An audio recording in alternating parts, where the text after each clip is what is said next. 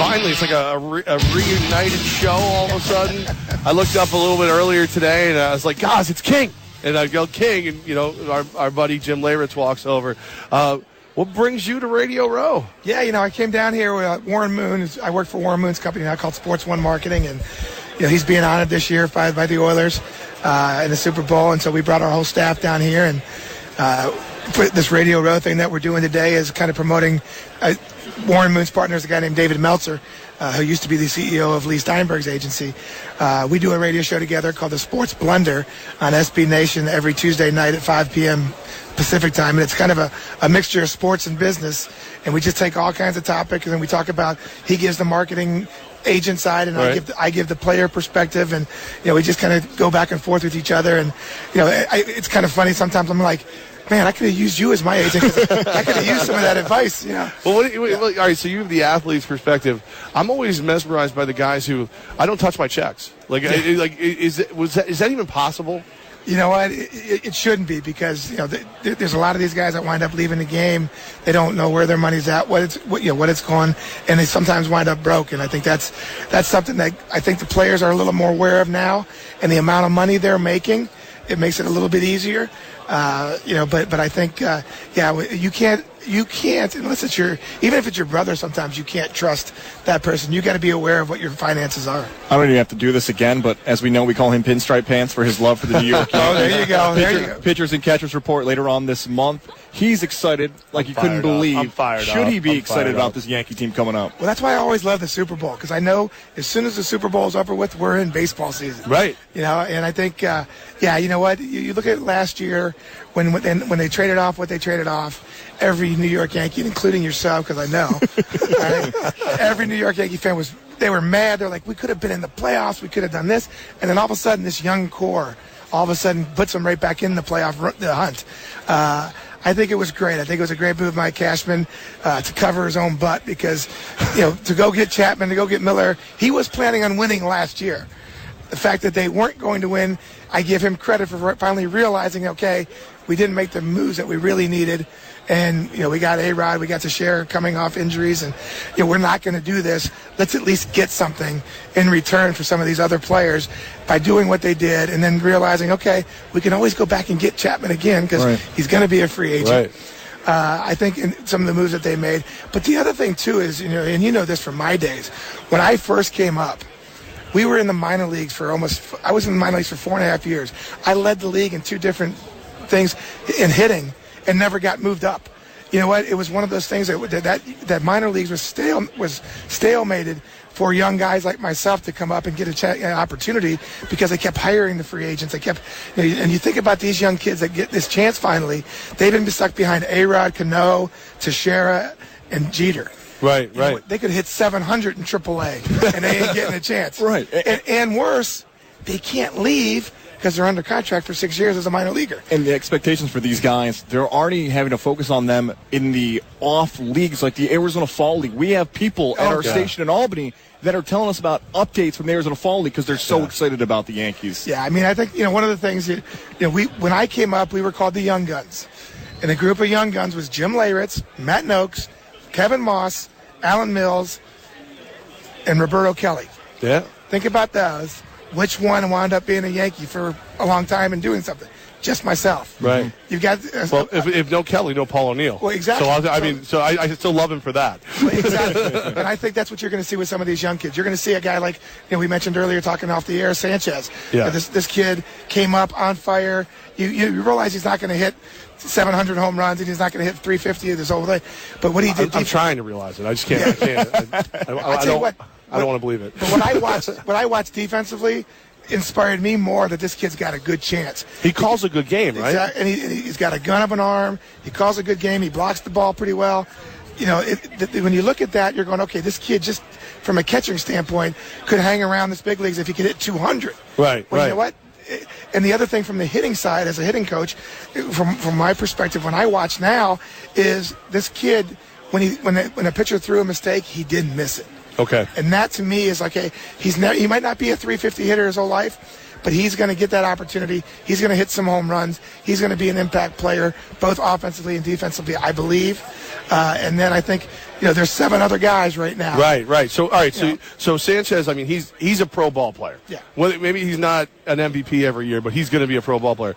Who else of these guys? I mean, the Aaron Judges, the Clint Frazier's, all the guys that we're, our Yankee fans are getting geeked about. Yeah. Who have you seen, and who do you really like?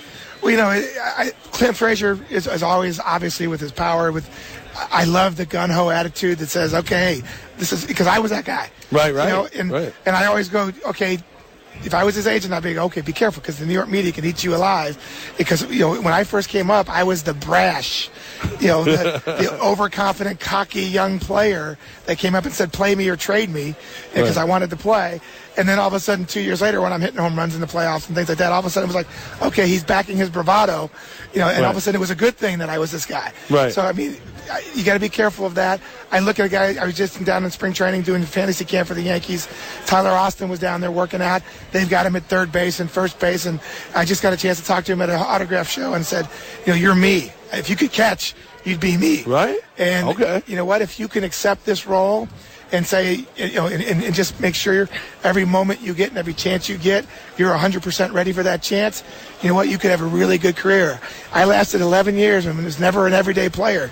But every time I was given a moment, I usually try to take advantage of it. Yeah, I mean, you talk about the moment. The kid, when it goes back-to-back, his first hit homer, hits every time it was his birthday, the 4th of July, every chance it was to be special, the guy's cranking him over the wall. Like does that boom or bust work for a guy? I mean, is that going to cost him in the end? No, playing different positions, sometimes does hurt you, because Buck Showalter told me after 3 years, Jimmy, you're more valuable on my bench than you are starting, because I can use you at a moment, and you're a young kid that can come in and do this. Most young kids can't do it. Okay. I can't even get some veteran guys that can do that. Right. So that kind of worked against you. But I look at some of these. Greg Bird's coming back from an injury that 2 years ago, he was really the saving grace of that Yankee team 2 years ago when he came up and did what he did.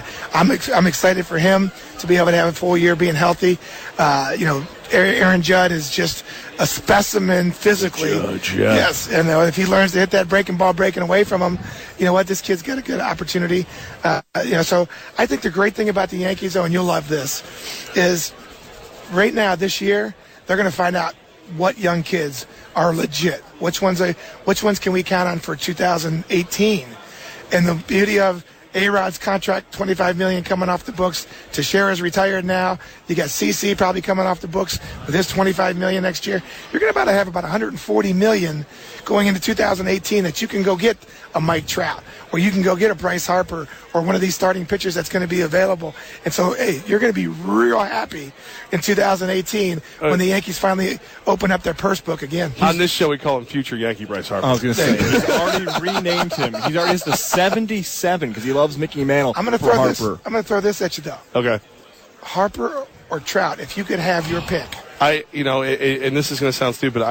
I can't condone a guy who wears fish shoes. I can't allow it. I can't have it. So I'll take the pretty Harper. Yeah, well, you get the short porch in Yankee Stadium that could come in handy too. Right. All right, I'm going to move it away from the Yankees now. I know you two could talk about it for the next hour, but we're actually going to talk about Super Bowl 51. Oh yeah, days. If anything, Falcons Patriots is going to pick from you who wins the big game on Sunday. Oh, here we go. Yeah, they've been asking me all day today. There's a heart pick and there's a mind pick. I always said this. Right. For the first time in my life, though, now I actually realize why, being a fan of football, why everybody didn't like the Yankees winning every single year. Okay? Because I'm looking at the Patriots going, man, I really would like to see somebody else win this thing finally. And, I would love for Atlanta to win. My heart says that. But at the same time, my mind says if, number one, Tom Brady has had such a great year, and the Atlanta defense is fairly young, and Bill Belichick has 2 weeks to figure out these weaknesses. And I know they shut down Aaron Rodgers last week, and they could surprise everybody and do that again. My heart hopes for that, but my mind says, Matt Ryan has had a great year. All right, Julio Jones, they match up pretty good.